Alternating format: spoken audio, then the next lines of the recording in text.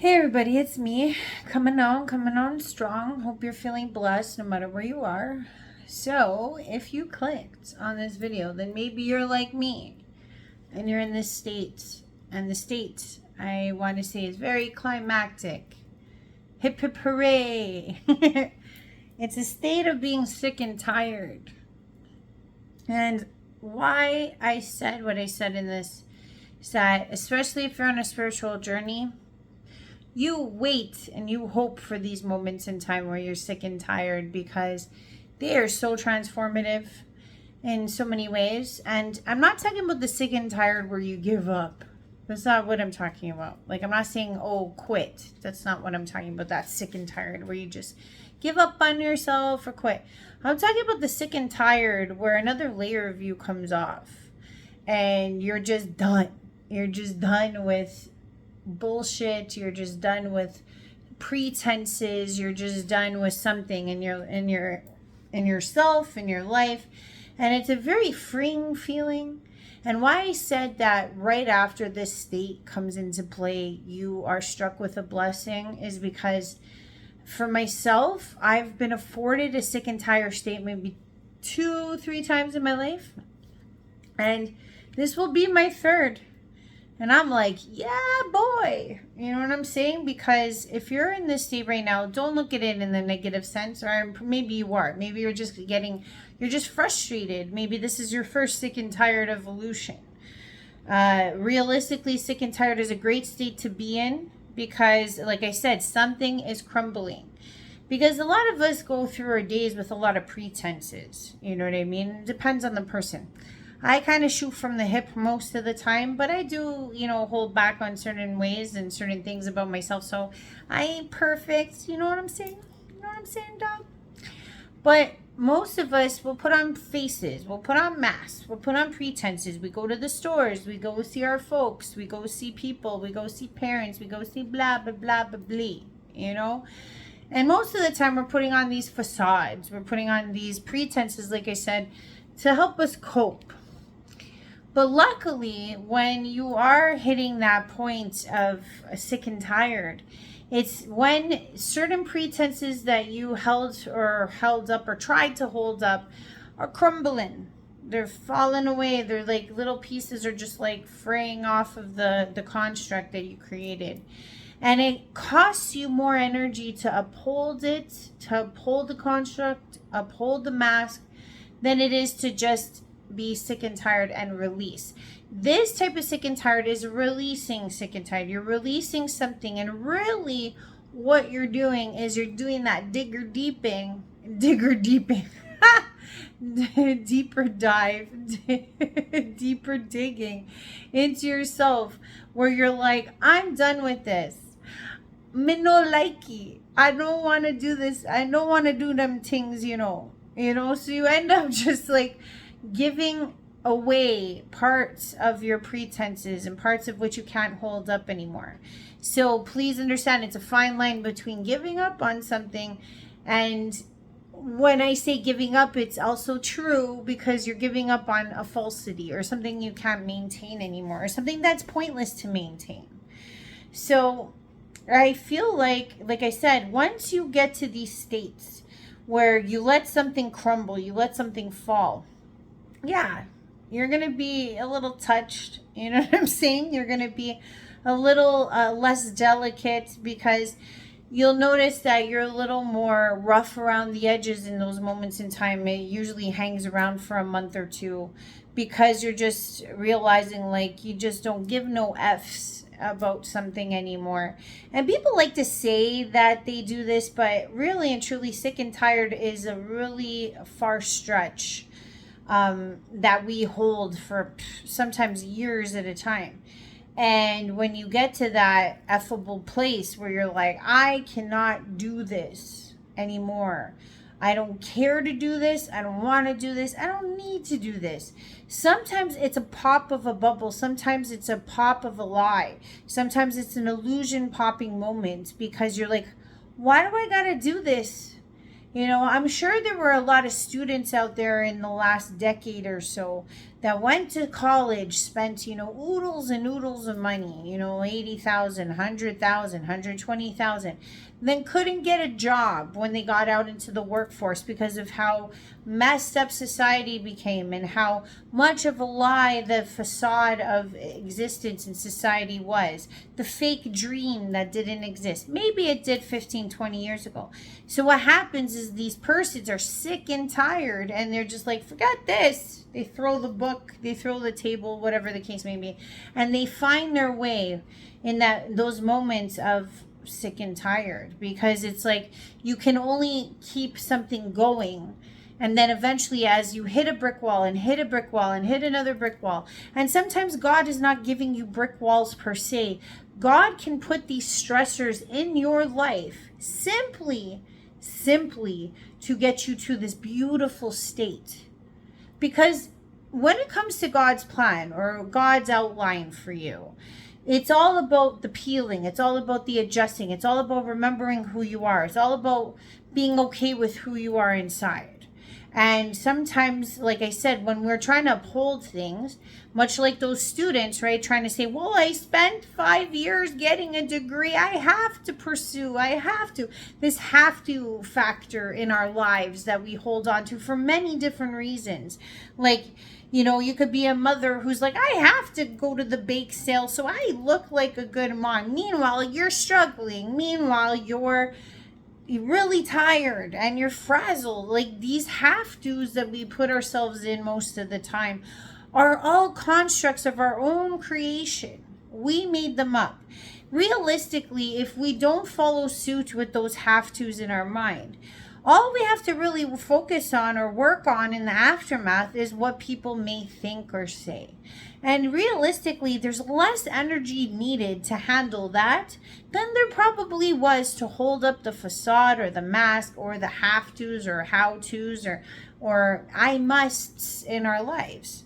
And like I said, I feel like when we get to these very awesome aha moments of expression of self, of just sheer love for oneself, because that's really what it is. You're sick and tired of being something. You're sick and tired of being something you're not usually.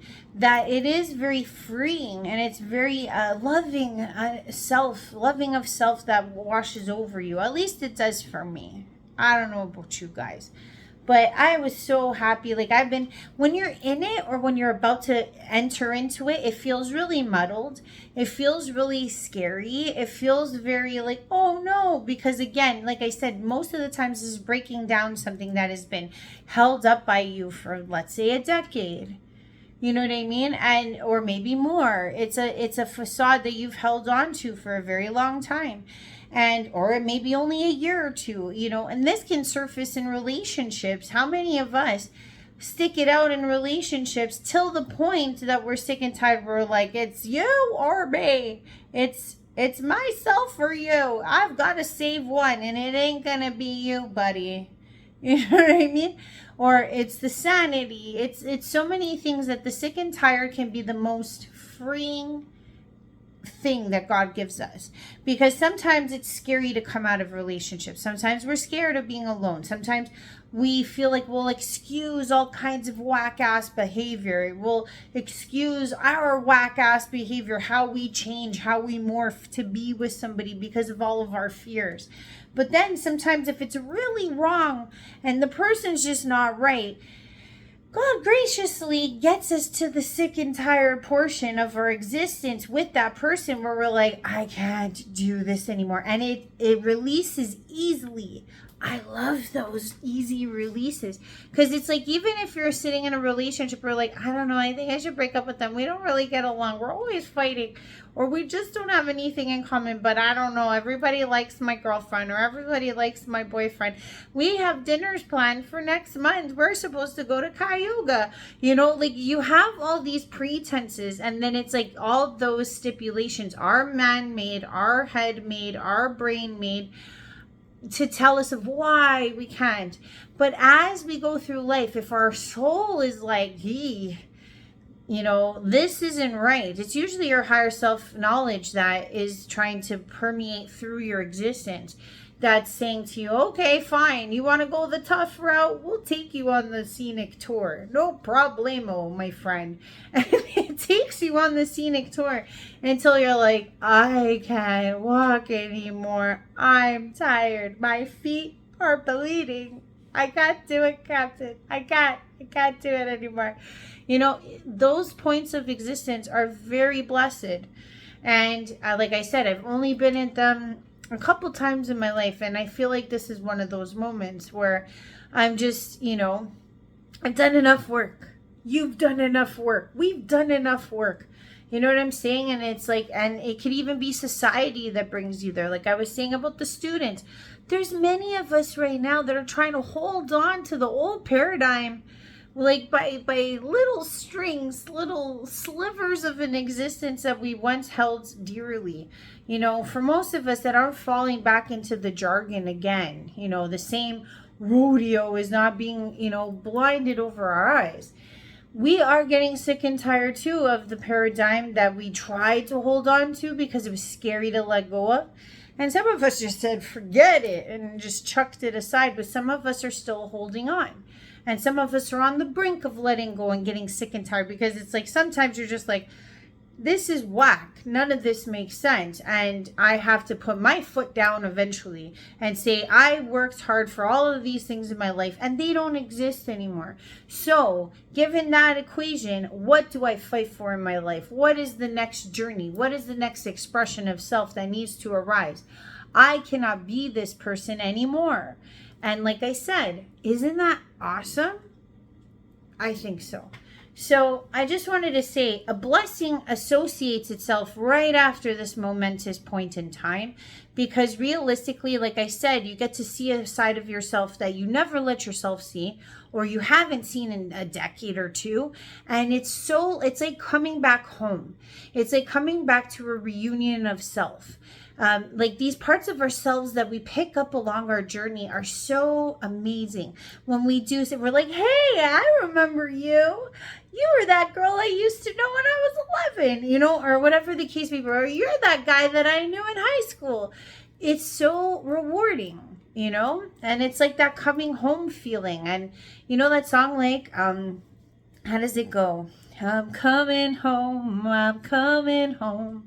tell the world I'm coming home. I'm a kingdom in here, and no, I know it's not that near. I'm coming home. That's what it kind of feels like inside when you release the sick and tired. Sorry, I've been hearing that song over and over again for weeks. I really hope that that's a precursor for something, because like the coming home feeling, I know most of you may understand this, maybe you don't, but I have always felt like this was not my home. I mean, I love my family. I love where I live. But I'm saying my heart belongs somewhere else. My heart has always felt like, this isn't it for me. There's somewhere else, somewhere yonder, that I belong in. And I feel like the sick and tireds and the peelings and everything that we go through is just designed to reignite that union within ourselves, that remembrance of who we really are, what it really means to discover who we really are. So if you are sick and tired, and if you are getting to that point, and maybe you're scared, maybe this is your first sick and tired feeling, because it can be really scary, because you're like, uh-oh, things are crumbling, and if it's your first time, I'm here for you. If you have any questions, feel free. Like I said, I've done it a couple times, but I wanted to share this momentous feeling, because if this is in the energy, then maybe there are others that are feeling this way, and it's okay. We're going to get through it. We're going to uplift. We're going to reunite inside, and we're just going to get better and better. We're going to age like fine wine. You know what I'm saying? That's really what I think's happening. At least it has for me as time. And I'm sure if you've been a patron, and I want to say thank you to all the people who subscribe to me, because if you've been with me on this journey, my journey, your journey, we're all journeying. We're on a mission, on a journey. That's like some old Catholic song. And trust me out how like songs come in as I'm making these videos sometimes. But yeah, that's what it is. It's like we've all grown.